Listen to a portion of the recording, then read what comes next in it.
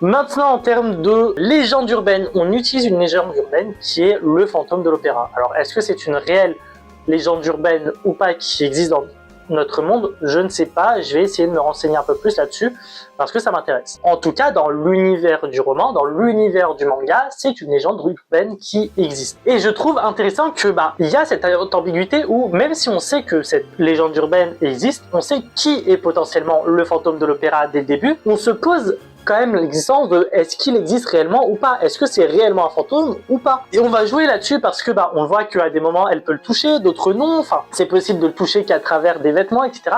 C'est vachement compliqué parce que quand t'es un fantôme, t'es pas censé pouvoir toucher quelqu'un, qui soit habillé ou non. C'est vachement intriguant, c'est vachement intéressant et j'ai hâte de voir comment tout ça, ça va évoluer. Maintenant, pour l'opéra, c'est quelque chose d'important dans le manga, puisque tout se passe dans un opéra, c'est un petit peu la base du manga. Pour beaucoup, l'opéra, c'est un style musical obsolète. C'est un style musical qui est dépassé, qui ne vaut pas le coup, etc., etc. Enfin bref, on connaît les arguments, et pour beaucoup, l'opéra, c'est juste bien chanté. Sauf que moi, je savais que non, et le manga nous remet concrètement l'opéra à sa place. L'opéra, c'est plus que du chant. L'opéra, c'est du chant avec beaucoup d'acting, enveloppé de danse, donc de ballet et de musique, via un orchestre. Parce que oui, il y a le chœur des chanteurs, plus le chanteur principal, donc la diva, et je sais plus comment on appelle le chanteur principal par contre, cela chante. Mais nos deux personnages principaux, donc nos deux chanteurs, la chanteuse ou le chanteur principal, doivent jouer un rôle. Ils doivent pouvoir jouer un rôle, donc faire de l'acting